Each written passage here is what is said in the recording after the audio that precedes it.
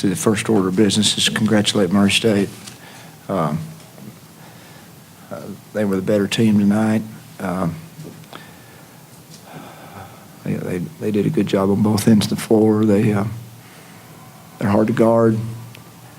Particularly did a good job of getting the ball inside in the second half often, and we could not get that stopped.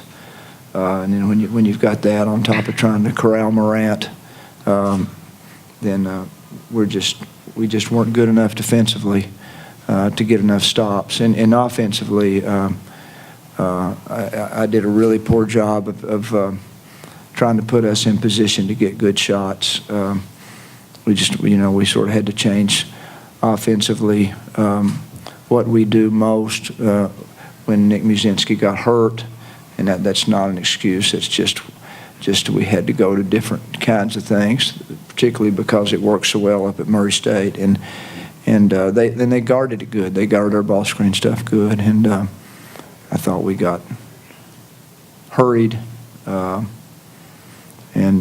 didn't make good decisions, but really it's my job to get good shots as the coach, and I didn't do a very good job of that. So Murray State is a really good basketball team and deserve our congratulations and best wishes going forward. Speaking of going forward, Rick, talked about this last year too. What do you think your chances are for that large bar? I didn't think we had any chance last year. We didn't even get an at-large to the NIT, so I knew we didn't have any chance. What I think doesn't matter. What I think doesn't matter at all. The committee will do the best job that they can do to pick the teams, and if we're one of those, we'll be on the plane or wherever we go. But I think we have to trust the committee to make the right decisions on that, and I think we would be on the list that they would consider. On the stretch, after Jones scored to go up, I think it was 63-62, they finished 15-2 down. What happened specifically in that stretch? You probably remember it better than me. I don't recall. I do recall that Nick Hopkins got a really good shot that would have tied the game up, and it didn't go in, and then they turned right back around and made a huge one when we tried to run off and double Morant when he was isolating us and we weren't getting him stopped, and they made one there, and that just seemed like the miss-make. Well, it just went from right in there to, it would have been tied if Nick makes his, and next thing you know, we're down 6. And then, I think we all know it wasn't a 12-point game, but we had to try to press, we had to try to foul, and they finished the game well. They're a good defensive team. We've scored a lot of points this year, and sure, it's part of it's because we had a guy inside that scores it good and passes it good from inside, but this game and the Purdue game were the two toughest games to score that we've had all year long.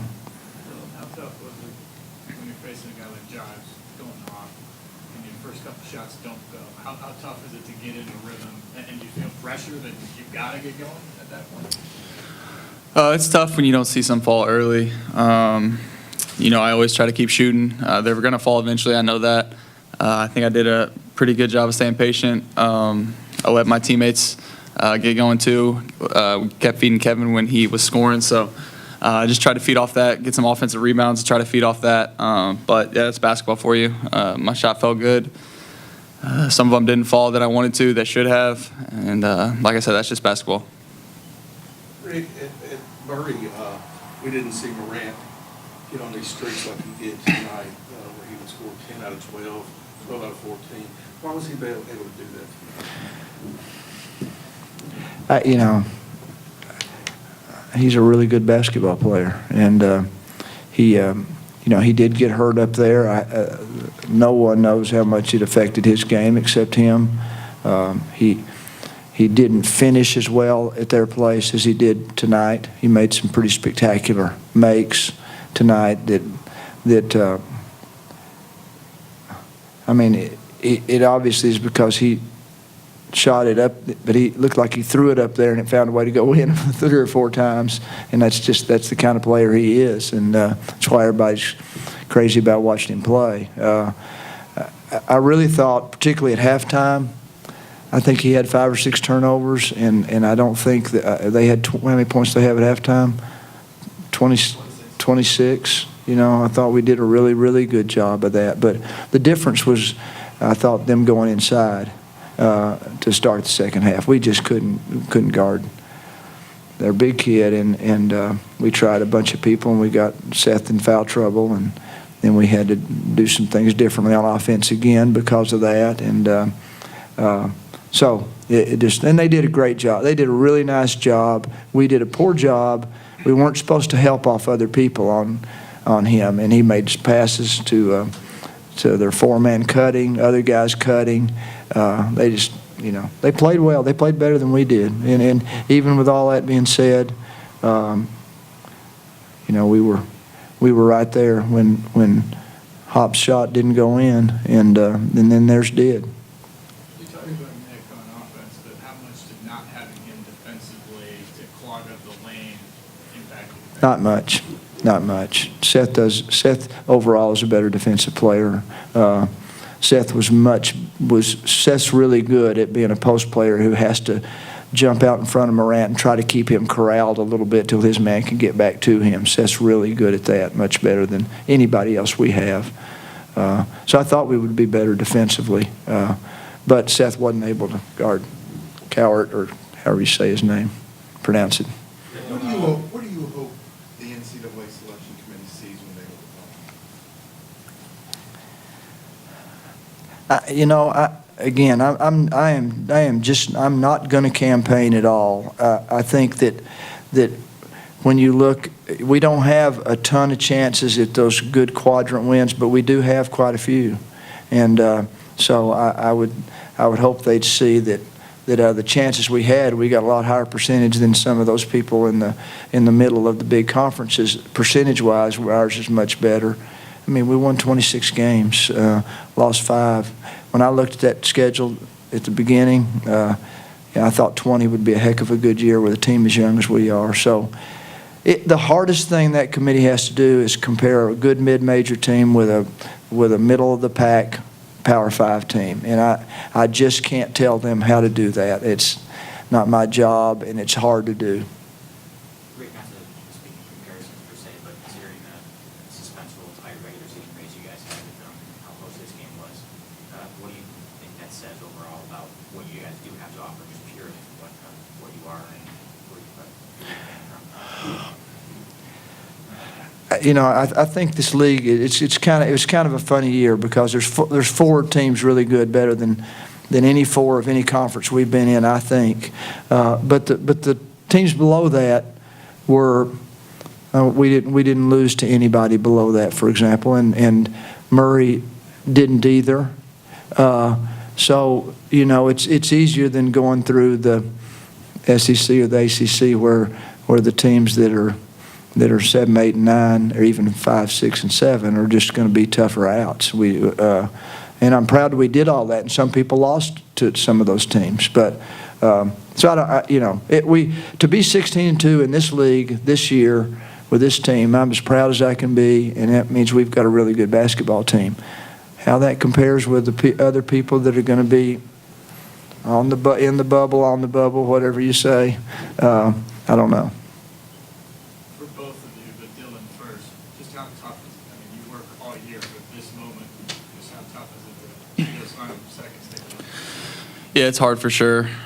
Put in a lot of work, not only over the season, but before the season. So it's unfortunately, it comes down to one game at the end, win or lose, win or go home. So, but I'm proud of the way we fought. I'm proud of the way our guys responded through adversity. You know, it's a hard atmosphere to play out there. They have a really good crowd. They're loud, they're energetic, and when they get on a run, it's hard to stop that. So I'm proud of the way we fought. I think we left everything out there, and we don't have too many regrets. Dylan, when you guys started to rack up wins and I guess get to this point where you're able to play for this tonight, how hard was it, I guess, to keep all that stuff about possibly getting an at-large or thinking one auto did or whatever, how do you We know, it's not a guarantee at all, and it might even be a long shot. So we weren't even thinking about that. We came into this game thinking we got to win to get to the tournament, and we played our hearts out. I think we played well. I wish we could have hit more shots, but we weren't really thinking about that. We knew we had to win this game, and we tried. Dylan, what did you see from Nick today, and how tough it was for him not to be able to go? You got He was pretty emotional today.